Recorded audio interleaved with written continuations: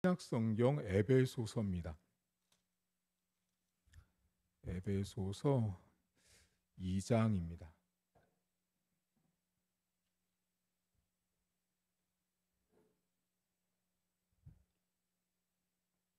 에베소서 2장 11절부터 22절까지의 말씀입니다. 에베소서 2장 11절부터 22절까지 제가 읽어드리겠습니다. 그러므로 생각하라. 너희는 그때 육체로는 이방인이요 손으로 육체에 행한 할례를 받은 무리라 칭하는 자들로부터 할례를 받지 않은 무리라 칭함을 받는 자들이라. 그때 너희는 그리스도 밖에 있었고 이스라엘 나라 밖에 사람이라. 약속의 언약들에 대하여는 외인이요 세상에서 소망이 없고 하나님도 없는 자이더니 이제는 전에 멀리 있던 너희가 그리스도 예수 안에서 그리스도의 피로 가까워졌느니라.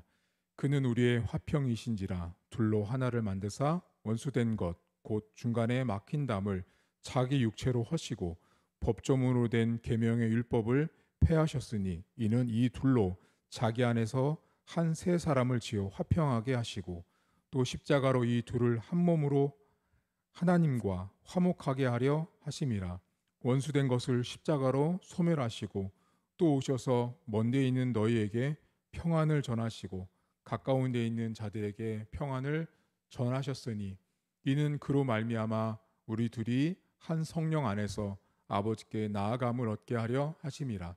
그러므로 이제부터 너희는 외인도 아니요 나그네도 아니요 오직 성도들과 동일한 시민이요 하나님의 권속이라.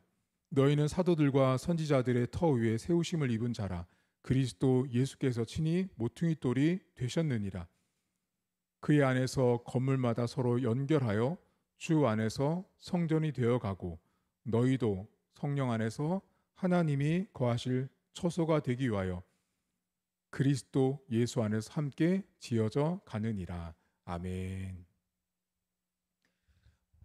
하나님만이 생각할 수 있는 것이 있습니다. 사람은 할 수 없는 생각, 하나님만이 할 수 있는 생각이 있는데요. 그것이 뭐냐면 바로 구원이라는 것입니다. 사람들은 구원에 대해서 별로 관심이 없습니다. 밖에 나가서 우리가 전도를 하고 구원받으세요 라고 말할 때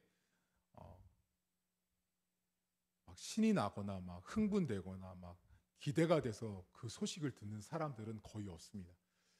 하나님께서는 사람들이 관심 없는 것에 가장 큰 관심을 뒀는데 그것이 바로 구원에 대한 이야기인데요. 여러분들은 다 구원을 받으셔서 이 자리에 계신 거예요. 사실은 우리가 여러분 구원받지 못하면요, 교회 마당도 밟지 못합니다. 세상에 많은 사람들이 살고 있는데요, 그 많은 사람들이 교회를 오고 싶어도 못 와요. 교회를 오고 싶어도 못 오고 식구들 중에도 오고 싶어도 못 오는 사람들도 많아요. 교회를 오는 것은 전적인 하나님의 주권이에요. 하나님께서 하셔야만 되는 일이고 내가 구원을 받아서 하나님의 자녀가 되는 것도 하나님께서 일을 하셔야 가능한 것입니다.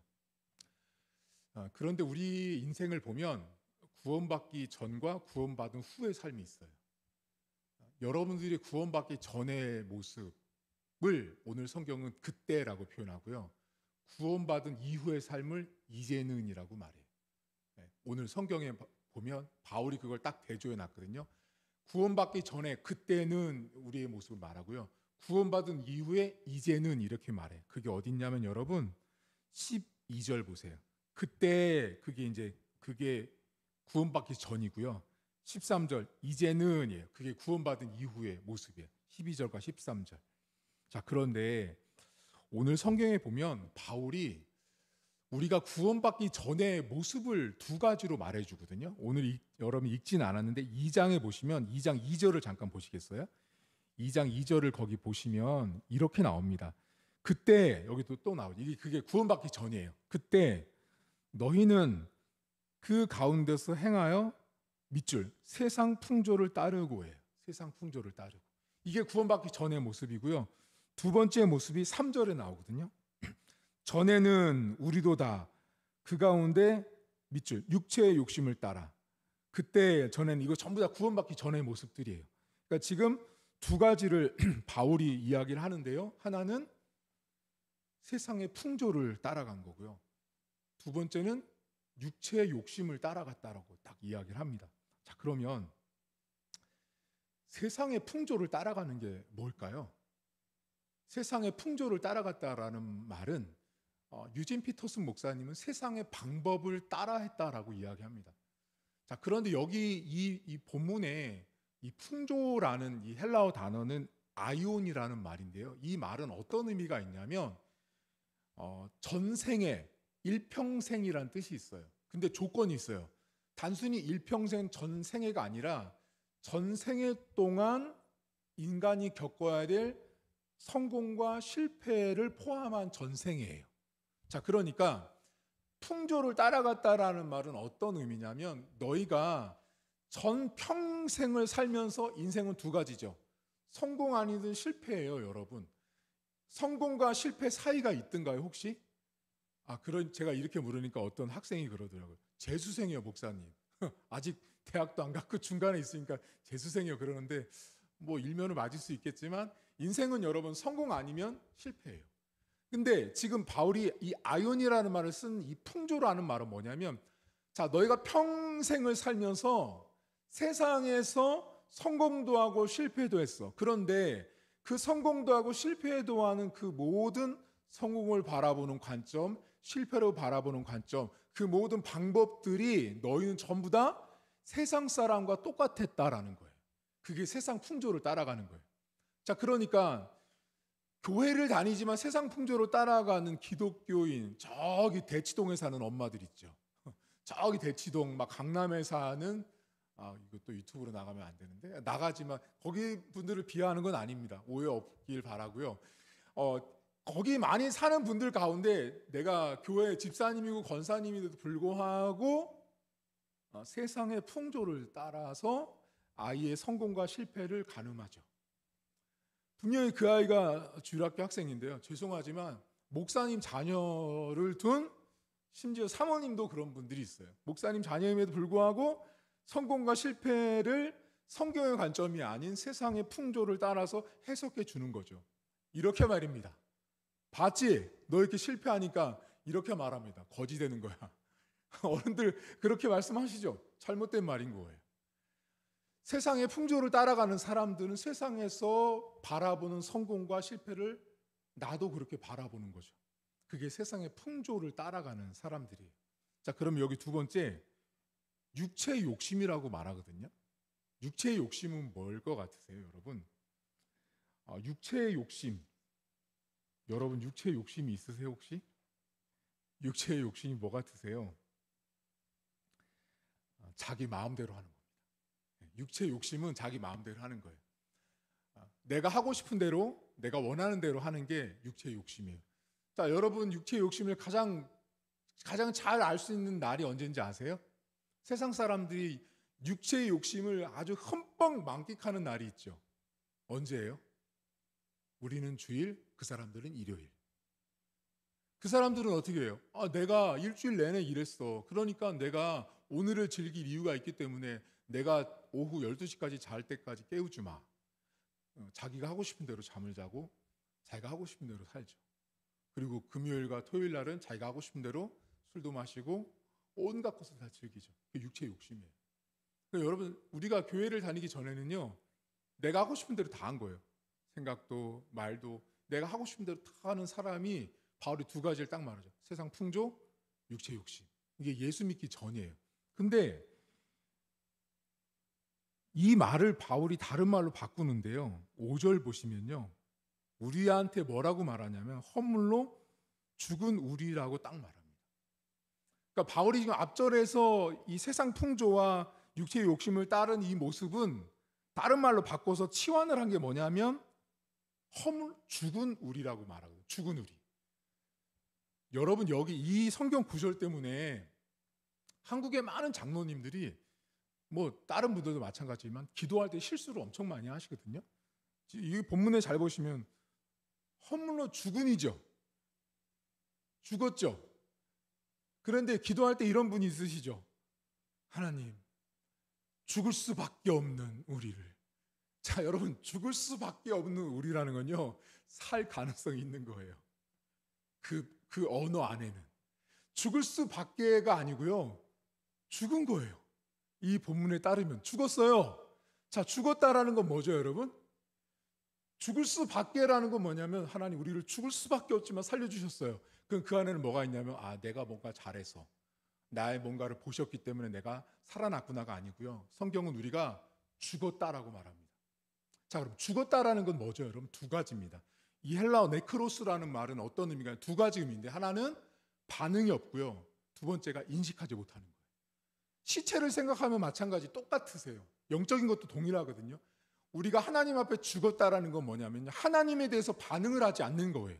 하나님을 인식하지 못하는 거예요. 자, 그러면 우리가 지금 크리스찬으로 신앙생활을 하면서 여러분들이 죽었는지 살았는지 언제 아는지 아세요? 여러분들이 죽었는지 살았는지 온라인 성도들이 제 눈을 피하시는 것 같아요. 죽었는지 살았는지 언제 아시는지 아세요? 여러분들이 일하고 다닐 때 아니에요. 내가 죽었는지 살았는지를 어떻게 아냐면 첫째가 제가 그랬죠. 반응하는 거라 그랬잖아요. 자, 반응이라는 건 뭐냐면요. 여러분들에게 반응을 일으키는 되게 유일하고 결정적인 시간이 언제냐면 사실은 성경 시간, 이 설교 시간이에요. 그러니까 설교를 들으면서 여러분 안에 제가 늘 불편해야 돼요. 이게요. 내가 막 찔리고 불편하잖아요. 그러면 여러분들이 잘 반응하고 계신 거예요. 그건 살아있는 거예요. 왜냐하면 자, 여러분 죽었잖아요. 그럼 죽었는데 제가 예를 들면 우리 저기 조집사님이 계시다고 쳐요. 자, 조집사님이 죽었어요. 근데 제가 여기 강단에 서가지고 막 조집사님 막 욕을 했어요. 죽은 분이 목사님 나한테 그러면 안 되지. 자, 죽은 사람은 듣지도 못하고 반응도 못하죠. 자, 근데 제가 막 욕하니까 저분이 막 목사님 그러면 안 되죠. 이건 뭐예요? 살은 거예요. 안 죽은 거죠. 살았으니까 반응이 나오는 거잖아요. 그럼 지금 바울이 뭐라 그래요? 죽었다 그러잖아요. 그러니까 우리 모두는 여러분 하나님에 대해서 처음부터 반응하지 않았던 사람들이에요. 여러분 모두는 전부 다 하나님에 대해서 반응도 없었고 하나님도 인식하지 않았던 사람들이 저와 여러분이에요, 여러분. 그런데 하나님이 우리를 구원하셔서 하나님을 인식하고 반응하도록 만드신 거예요. 여러분 예배를 드릴 때요, 늘 반응하셔야 돼요. 말씀을 들을 때마다. 이게 어느 곳이든 간에 내가 하나님 말씀을 들을 때마다요, 내가 반응이 되거나 그 내 모습을 보면 내가 죽었는지 살았는지 알 수 있어요. 그러면 여러분들 단적인 예를 드릴까요? 저 지방이나 다른 데 가면 예배 시간에 막 졸죠. 졸아본 적 있죠? 졸잖아요, 여러분. 그거는 뭐 쌍방이 책임일 수 있어요. 목회자의 잘못일 수도 있고 뭐 어젯밤에 하루 종일 놀다 온 그 집사님의 잘못일 수도 있지만 설교를 듣는데 내가 반응이 없잖아요, 여러분. 그분은 죽어 있을 가능성이 거의 99%예요. 제가 지금까지 목회하면서 만났던 사람들 중에 설교 때 졸거나 설교 때 반응이 없거나 설교 때 찔리지가 않거나 설교 때 불편하지가 않은 사람도 있잖아요. 그런 사람들은 뭔가 이게 잘못된 사람들인 거예요. 근데 건강한 사람들은요, 살아있는 사람들은 반응을 하게 되어 있어요. 여러분 오늘 바울은 우리가 하나님 앞에 죽었던 그런 비참한 상태를 말하지만 최소한 설교를 듣는 여러분들은 죽어 계시면 안 되는 거죠. 최소한 설교를 들을 때는 살아서 팔딱팔딱 뛰셔야 돼요. 막 하나님께 반응을 하고 인식도 하고 그렇지 맞아 그런 것들이 여러분 안에 계속 일어날 수 있어야 합니다. 근데 여러분 이 바울이요 우리를 되게 비참하게 만들거든요. 아까는 세상 풍조고 너희들은 육체의 욕심 따르다가 이제는 죽었다고 말해놓고요. 이번에 또 뭐라고 말을 하냐면 이 13절 한번 보시겠어요, 여러분? 12절과 13절 아까 그때와 이제는 나오잖아요. 자, 그때 그리스도 밖에 있었고요. 12절 맨 끝에 보세요. 세상에 소망도 없고 하나님도 없대요. 이게 12절 끝절에 세상에서 소망도 없고 하나님도 없대요. 이게 왜 그래요? 죽었으니까요. 죽은 자기 때문에 세상 가운데서 소망이 없고요. 죽은 자기 때문에 하나님도 없는 자예요. 전혀. 그러니까 바울이 지금 에베소서에서 우리 인간의 상태를 말해준 걸 가만히 이렇게 듣고 있잖아요. 그러면 우리가 정말로 비참한 사람들이구나.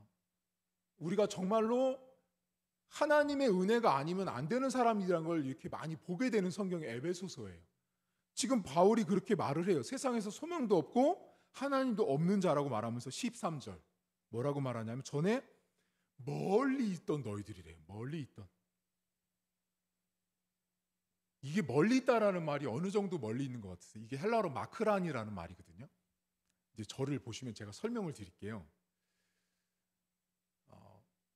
자, 멀다라는 말은요. 제가 오늘 여기를 떠나서 지구 한 바퀴를 돌았어요. 그럼 어디로 저는 올까요? 지구 한 바퀴를 쭉 한 바퀴를 뺑 돌고 다시 와도 우리에게로 오겠죠. 저는요. 어떤 수단과 방법을 가려서도 오겠죠. 지구를 돌면 뺑 돌아서 오면 여기까지 와요. 지금 이 마크란이라는 말은 그런 개념이 아니에요. 그러니까 돌아서 오는 복귀하는 지점이 있는 게 아니고요. 직선 개념이에요. 그럼 이건 말이 달라지는 거예요. 자, 지구를 출발했어요. 오늘 김 집사님 오늘 지구를 떠났어요. 우주를 걷기 시작하셨어요. 저기까지 갔잖아요. 이제 끝이 안 보이는 게 멀리 간 이 마크란이라는 말이에요.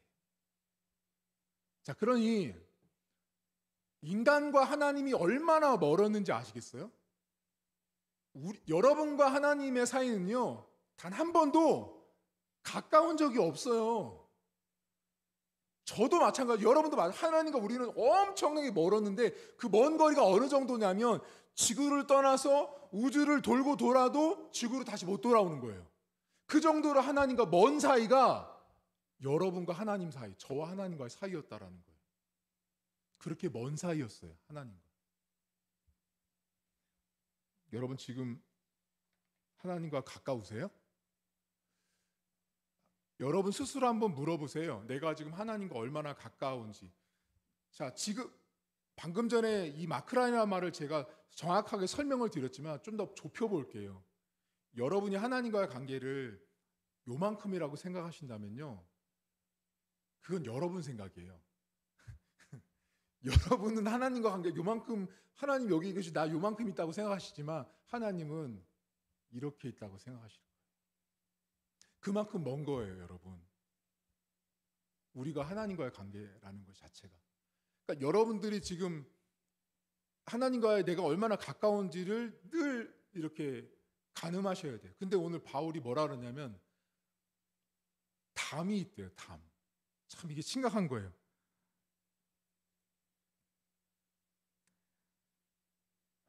14절 보세요. 그는 우리 화평이신지라 자 둘로 하나를 만드사 원수된 것 곧 중간에 막힌 담을 예수님이 허는 부분을 말하는데 여기 담을 말해요. 자, 그러면 이게 여러분 저는 이 성경을 볼 때마다 바울 목사님한테 섭섭해요. 왜 섭섭하냐면 잘 보세요. 멀기도 엄청 먼데 거기에 벽이 담이 있대요. 담이 여러분. 먼 것도 힘든데 거기에 담이 있으니 한마디로 무슨 말 하는 거예요? 야, 하나님 백성 이스라엘 너희들은 절대로 하나님과 가까워질 수 없다라는 거예요, 여러분. 멀기도 먼데 거기에 벽까지 있으니 우리가 어떻게 그것을 통과해요, 여러분? 통과할 수가 없는 거예요.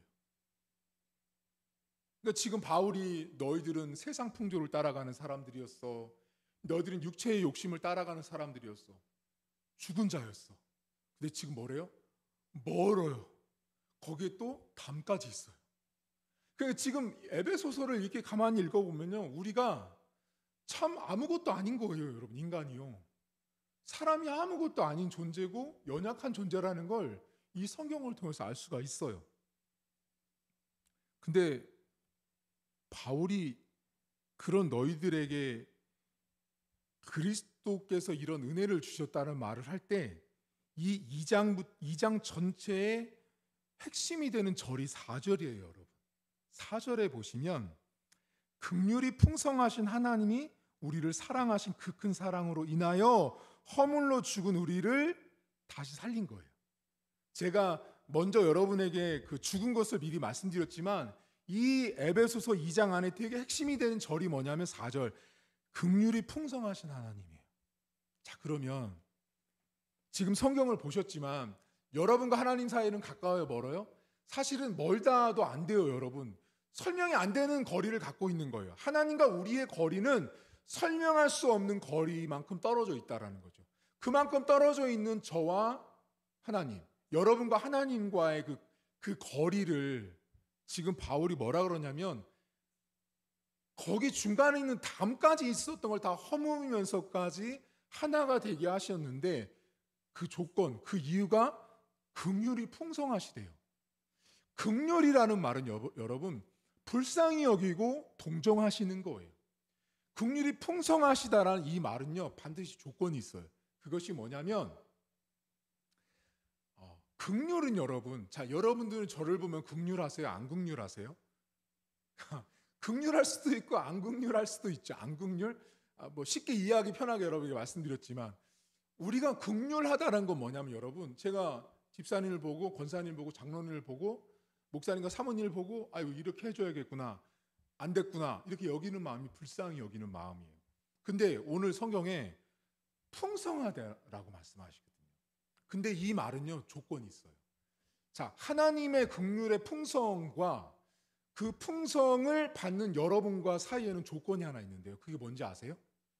그걸 아셔야 돼요. 이 긍휼이 풍성하신 하나님 이해하려면 긍휼이 풍성하신 하나님과 여러분 사이에 조건이 있는데 그 상황이 있는데 그게 뭐냐면 여러분은 저와 여러분은요 긍휼이 하나도 없는 거예요. 이게 무슨 말이냐면 긍휼을 주는 쪽과 받는 쪽이 있어요. 자, 하나님은 주는 쪽이죠. 긍휼이라는 걸 불쌍히 여기는 걸 하나님은 주는 쪽이에요. 우리에게 주시는 분이 하나님이거든요. 근데 그 주시는 쪽이 이 긍휼이란 말은 무조건 주는 쪽이 많아야 되는 거예요. 그러니까 받는 쪽은 긍휼의 긍자도 꺼내면 안 되는 거예요. 이 말씀이. 그러니까 지금 긍휼이 풍성하다는 말은 뭐냐면 하나님이 일방적으로 주는 쪽인데 그 주시는 하나님의 긍휼이 너무 많다 보니까 인간 편에서는 긍휼의 긍자도 발견하기가 어렵다는 말이에요. 그러니 하나님의 그 긍휼이 얼마나 컸으면 그렇게 먼 거리, 그렇게 높은 담, 그렇게 깊은 담을 다 허무셨어요. 그래서 여러분과 지금 하나님이 가까워진 거예요. 여러분이 하나님을 아버지로 부르게 된 거예요. 근데 여러분 그 이유가 있거든요. 그 이유가 19절이에요. 19절. 그러므로 이제부터 너희는 외인도 아니요 나그네도 아니요 오직 성도들과 동일한 시민이요 하나님의 권속은 뭐냐면 여러분 가족이 됐다라는 뜻이에요. 헬라어 뜻이 가족, 구성원이 된 거예요. 하나님의 가족이 아니었어요. 여러분 어디 보시냐면 16절 보세요. 2장 16절. 또 십자가로 이 둘을 한 몸으로 하나님과 화목하게 하려 하심이라. 원수라고 그러죠. 원수. 그러니까 원수를 권속으로 만들어 주신 거예요, 여러분. 그러니까 하나님이 우리에게 주신 이 구원이라는 것이요. 원수였던 나를 하나님의 자식처럼, 자녀처럼, 가족처럼 만들어 주신 것이 하나님의 풍성한 긍휼이라는 거예요. 근데 그렇게 가족을 만든 결정적인 이 이야기의 끝이 있어요. 끝. 바울이 정말 말하고 싶은 게 몇 절에 나오냐면 21절과 22절이에요. 그러니까 성경 2장 전체가 말하고 있는 게 그거예요. 우리의 비참한 상태를 다 말해주고 우리가 이렇게 구원받았다는 말해준 다음에 21절. 그의 안에서 건물마다 서로 연결하여 주 안에서 성전이 되어가고 너희도 성령 안에서 하나님이 거하실 처소가 되기 위하여 그리스도 예수 안에서 함께 지어져 간다래요. 자, 여러분 여기 보시면 우리로 하여금 지어져 가는 존재라고 이야기를 하고 있거든요. 하나님께서 우리가 지어져 가는 존재라고 이야기를 하는데 그러면 정말로 비참한 우리들을 구원하신 목적, 교회 안에 하나로 묶어주신 목적이 뭐냐면 건물처럼 성전처럼 서로가 함께 지어져 가는 존재로 만들어 주셨다라는 거예요. 자, 그러면 여러분들은 교회 안에 각각이 아니세요, 사실은. 그러니까 우리가 아마 여러분들이 피부로 느끼실 텐데, 여러분 잘 생각해 보시면요, 교회에 있는 가족이 더 가까울 때가 많아요. 일가 친척이랑 1년에 한두 번 연락 안 하는 가족들도 있을걸요. 그 정도로 가족들이 먼 식구들도 많아요. 근데 오히려 교회 식구들이랑 더 가까운 성도들도 많거든요. 그러니까 교회라는 이 공동체는요, 지어져 가는데 성도가 하나하나 연결되어서 이렇게 지어져 가는 성전이 되어 가고 있다라는, 그러면 이 말은 뭐냐면요, 아직 완성이 안 된 거예요, 여러분. 저도 여러분도 하나님의 성전으로 오늘도 내일도 계속 지어져 가고 있는 거예요. 어쩌면 우리가 하나님 나라 갈 때까지 교회에서 신앙생활 하는 동안 지어져 가는 과정일 수 있어요. 그래서 교회를 지금은 한국 교회가 한 가지 문제가 뭐냐면, 여러분들은 제발 그렇게 교회를 바라보시면 안 돼요.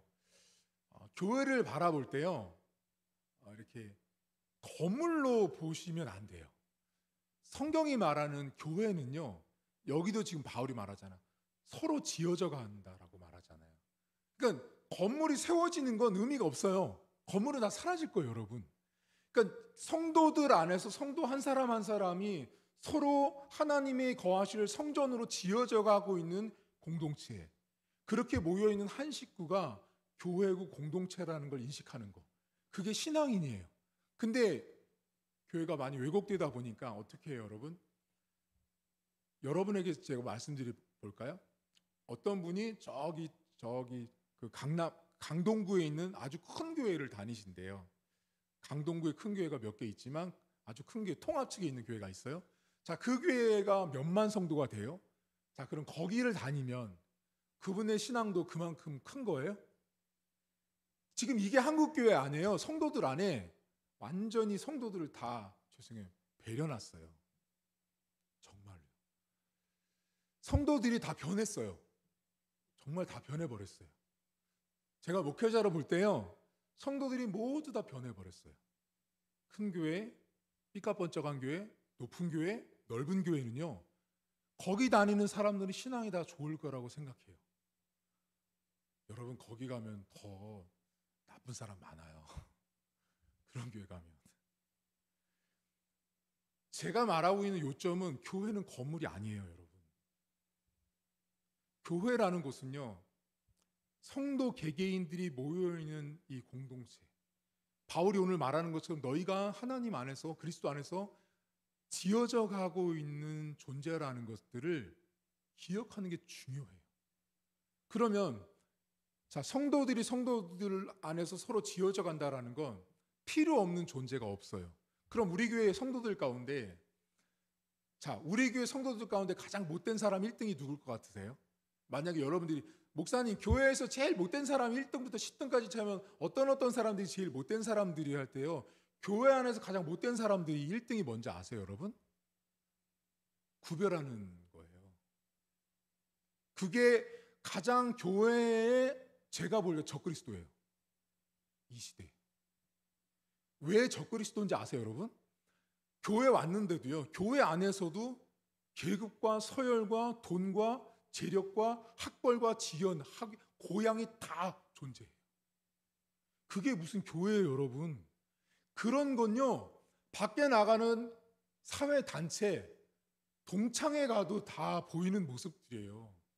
근데 교회 안에서 그런 모습은요, 가장 못된 모습 1번이에요. 교회 안에서 절대로 행해지면 안 되는 모습. 나는 사람을 외모로 보지 않고 중심을 보시는 하나님이시고. 그러니까 우리 교회 성도들 제일 나쁜 순위 뭐냐? 제가 제일 나쁘게 보는 성도 1번. 이게 사람 차별하는 사람들이에요. 정말 안 돼요, 여러분. 그게 일어나잖아요. 교회 안에서 발생되면요, 그 교회는 건강하지 않아요. 건강할 수가 없어요. 성도들 여러분들이 항상 누가 오잖아요. 누가 오면 한국 사람들은 이상해요. 무슨 차 타고 왔어? 어디 다닌대?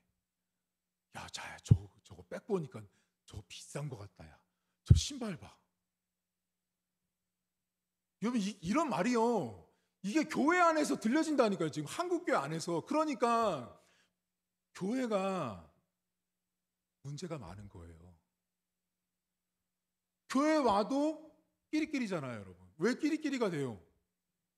만들어 버렸어요. 사람들 자기들끼리요. 이미 교회 안에서. 우리 교회는 아주 특별한 교회예요, 여러분. 이번에 저 공부 청강하러 갔을 때 17개 교회 목사님들이 오셨거든요. 그러니까 교회로 치면 17개 정도 교회 목사님들이랑 다 나눴어요. 목사님들이요, 여러분들도 자랑스럽고 세우신 하나님도 자랑스럽고 우리 교회가 되게 멋지대요. 왜 멋지냐면, 여러분,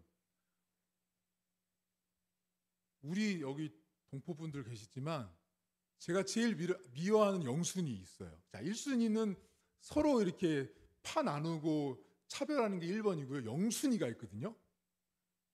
저희 교회에서 제가 제일 싫어하는 영순이 뭔지 모르시죠? 제가 한 번도 말한 적이 없어요. 영순이 하니까 김영수 지사님한테, 아니고요, 김영수 지사, 영번 말을 하다 보니까 제가 그렇게 돼. 영번이 뭐냐면요, 우리 동포분들 무시하는, 죄송해요, 인간들. 전 정말 0번째로 미운, 죄송해요, 제가 또 이렇게 격해지려고 하는데요, 제일 못된 사람들이에요. 제가 17개 교회 목사님들 다 만났는데, 목사님들이 저한테요, 죄송해요, 저한테 뭐라 그러시냐면, 어떤 목사님이, 이 목사님 정말 대단하고 존경스럽다. 나는 그렇게 무시했대요. 그래서 제가 그랬어요. 그러니까 목사님 혼나야 된다고 제가 그랬어요. 근데 제 논문을 보고 너무 창피했대요.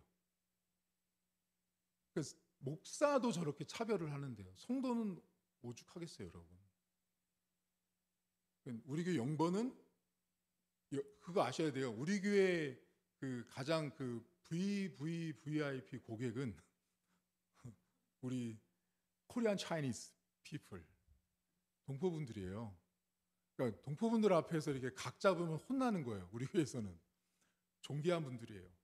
저분들 때문에 여러분 그거 아셔야 돼요. 우리 교회가 생겼어요. 저는 어떤 영혼도 다 받아주는 교회가 되는 것이 건강한 교회라고 봐요.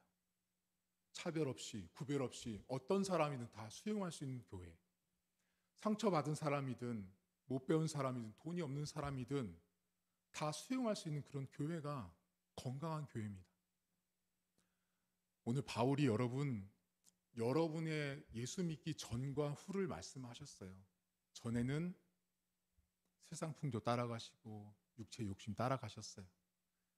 그리고 죽은 존재였어요. 하나님에 대해서 전혀 반응도 없고 인식도 못하는 그런 존재. 그리고 너무 멀어서 돌아올 수 없는, 거기에 중간에 담까지 있는 그런 우리에게 긍휼이 풍성하신 하나님, 주시는 쪽이 너무 많아서 받는 쪽에서는 그 무엇도 말할 수 없는 것, 그게 긍휼이 풍성하신 하나님이에요. 그렇게 하신 목적은 서로 지어져 가게 하시는 거예요. 여러분, 우리 교회가, 저는 제가 꿈꾸는 교회는 그렇게 지어져 가는 교회가 되는 거예요. 저랑 어떤 집사님은 아까도 우리 밥 먹으면서 여기 목사님이랑 지난 얘기도 늘 하지만 얘기한 적도 없고 만난 적도 없고 교제한 적도 별로 없는 사람들이에요. 하나님이 만나게 하시고 같이 하나의 교회를 지어져 가게 하고 계세요.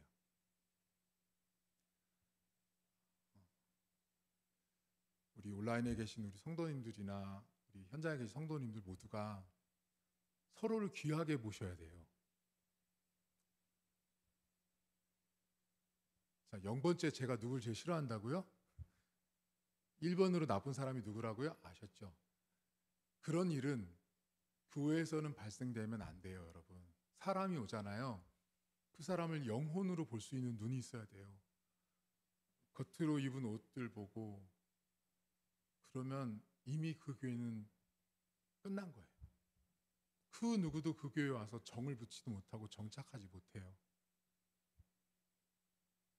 기도하겠습니다. 하나님 아버지, 하나님께서 긍휼이 풍성하셨기 때문에 우리가 구원받은 백성이 되었고 하나님의 자녀가 되었습니다. 하나님께서 교회 안에서 이렇게 공동체로 우리를 묶어주신 이유는 교회가 완성되도록 지어져 가도록 하기 위해서 각자 다른 사람들을 이 자리에 불러주셨습니다. 하나님 아버지, 제가 이렇게 하나님 앞에 회개를 한다고 이 회개가 하나님께 응답이 될지 저는 잘 모르겠지만 한 가지 한국교회가 부끄러운 모습이 있습니다. 건물을 짓고 교회를 세우고 선교사를 몇 명을 파송하고 목회자를 몇 명을 배출하면 임직식을 해서 몇 명의 장로가 세워지고 몇 명의 권사가 세워지면 그리고 그 교회 출석 교인 성도가 몇 명이면 그리고 강남이라고 하는 좀 더 잘 사는 동네에 가서 재력과 능력 있는 사람들이 출석하는 교회에 나가면 내 신앙도 그렇게 되는 줄 압니다. 하나님 아버지, 사단이 하는 일들은 우리를 끊임없이 속이고 남들을 흉내내게 만듭니다. 요한계시록에 나온 적그리스도는 예수님이 행하셨던 일들을 똑같이 따라했습니다. 그것이 요한계시록의 가장 중요한 것 중에 하나였습니다. 사단은 우리로 하여금 누군가를 흉내내게 만듭니다. 누군가를 따라하도록 만듭니다. 하나님 아버지, 교회가 세워진 이유는 하나님께서 우리와 함께 하시는 귀한 성전으로 지어져 가는 존재로 우리를 부르신 것입니다. 근데 하나님, 우리가 자꾸만 세상 사람들을 따라갑니다. 세상의 방법과 세상의 방식대로 우리가 사람을 보고 교회를 보고 평가합니다. 하나님, 그런 세월들이 10년, 20년, 30년 되었습니다. 한국교회가 어느 순간부터 다 병들었습니다. 건강하다고 하는 교회 안에도 찾아가 보면 문제가 있고 문제없는 교회가 없다라는 말을 합니다. 다 문제가 있다라고 한국교회를 말합니다. 근데 하나님, 그 출발이 나로부터 시작했음을 고백하는 것입니다. 다른 데를 바라보는 것이 아니라 나부터, 내 자신부터 문제가 있기 때문에 하나님 앞에 온전한 교회로 세워져 가지 못하는 것입니다. 내가 문제인데, 내가 문제이기 때문에 하나님 아버지 앞에 부충한 것입니다. 하나님 아버지, 우리 흰돌 제일교회 성도들은 최소한 하나님의 마음을 갖기를 저는 정말 간절히 바랍니다. 성도들의 눈과 태도가, 마음의 자세가 지금의 한국교회에 있는 오래된 전통의 교회들을 따라하는 그런 성도들이 되어지지 않기를 저는 원합니다. 우리 교회에서 신앙생활하는 동안 여전히 다른 교회에서 하듯이 팔을 나누고 저 사람이 어디를 나왔는지, 뭐를 하는지, 어떻게 하고 다니는지가 중요하다면 어쩌면 그분은 신앙을 다시 돌아보아야 합니다. 하나님 아버지, 부끄럽습니다. 이렇게 설교하는 저도 부끄럽고 하나님 아버지 앞에 우리가 얼마나 비참했던 존재인지를 오늘 바울이 우리에게 적나라하게 말해줬습니다.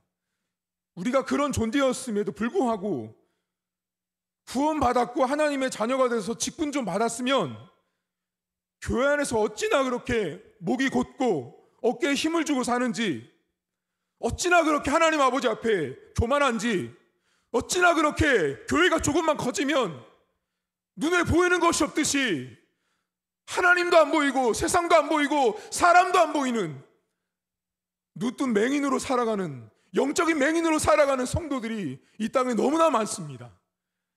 하나님 아버지, 그 죄들을 용서해 주시고 그 죄악들을 우리가 먼저 하나님 앞에 회개할 때 우리 안에 하나님께서 다윗이 내 안에 정한 마음을 하나님 창조해달라고 이야기했던 것처럼 우리 안에 그 전에 없었던 새로운 마음들을 창조해 주셔서 만들어 주셔서 사람을 보는 눈과 태도가 바뀔 수 있도록 하나님 도와주시길 원합니다.